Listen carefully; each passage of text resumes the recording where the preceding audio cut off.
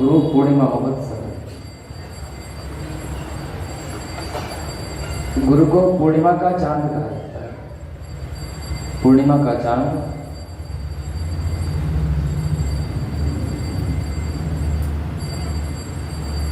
संपूर्ण प्रकाशित अवस्था होती है चांद की। प्रतिपदा से यात्रा शुरू होती है और पूर्णिमा आते आते उनका संपूर्ण अस्तित्व जगमगाने लगता है ज्योति से।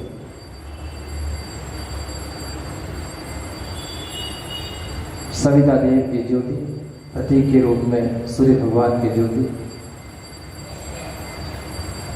गहराई से सोचे परब्रह्म की ज्योति, परमात्मा ज्योति, परम ज्योति। महापुरुष लोग कहते हैं कि हम उस परमात्मा ज्योति को सीधे ग्रहण नहीं कर सकते, हमारी वो क्षमता नहीं होती।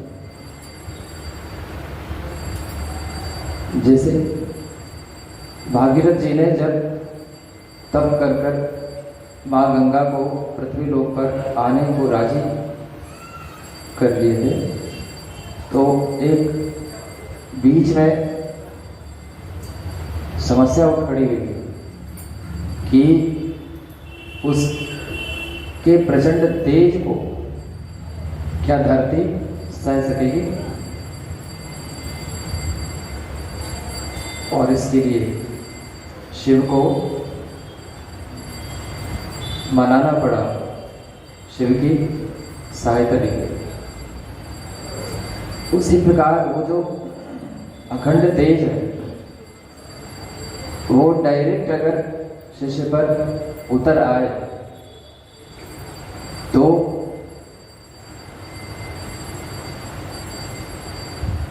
हमारी ग्रहण क्षमता, ग्रहणशीलता उतनी नहीं रहती है कि हम उसको बचा सकें। हमारा अस्तित्व संकट में पड़ सकता है,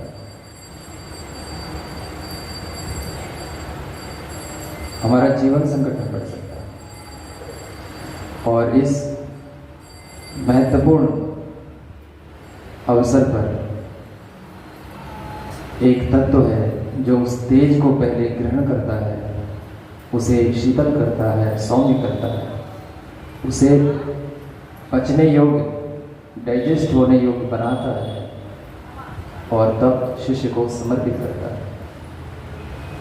जो काम पूर्णिमा का चांद करता है, सूरज से ज्योति पकड़ के संसार को देता है, वही काम सद्गुरु करते हैं। परमात्मा से ज्योति पकड़ के उसको सौम्य करके अपने शिष्य के अंदर उड़ेलते हैं। आज ऐसे पुनीत अवसर पर प्रज्ञा पुराण की पावन कथा का विश्राम दिवस है। यह हम सब के लिए बड़े गौरव का क्षण है, सौभाग्य का क्षण है।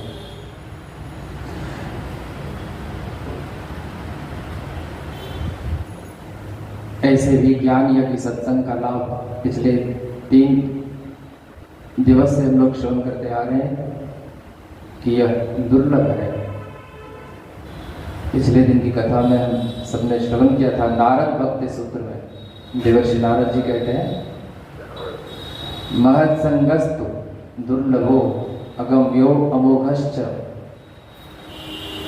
जो सत्संग है वो दुर्लभ है, सहजता से, सरलता से उपलब्ध होता नहीं, और अगर कहीं उपलब्ध हो भी गया तो अगम्य है,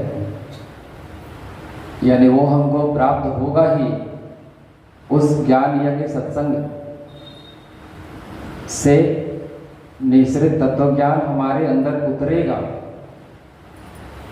यह उतनी सरल बात नहीं, अगम्य है। लेकिन अगर वो ज्ञान हमारे अंदर प्रविष्ट हो जाता है तो अमोघश्च, अमोघ है उसका असर, ब्रह्मास्त्र की तरह से काम करता है।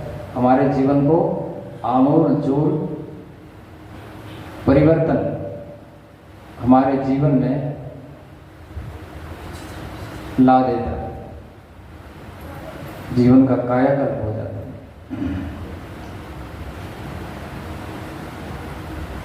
पिछले 3 दिनों से हम लोग सत्संग की महिमा श्रवण कर रहे हैं।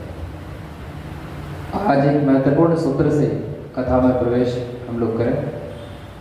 अगर हमसे आपसे कोई पूछे कि सबसे बड़ा नर्क कौन सा है, नर्क 2-3 नर्क का नाम तो हम लोग सब जानते हैं, रौरव नरक, कुंभी पाक, गरम तेल में फ्राई किया जाता है, आदि आदि। सबसे बड़ा नरक कौन सा है?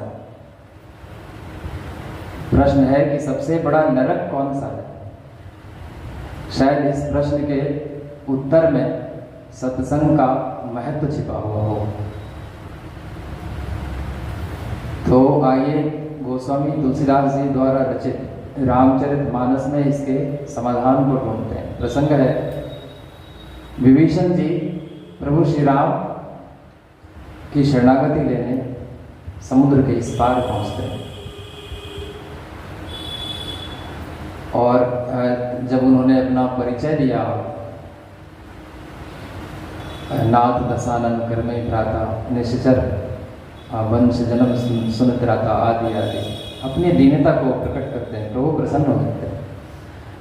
प्रभु का एक नाम दीनानाथ है।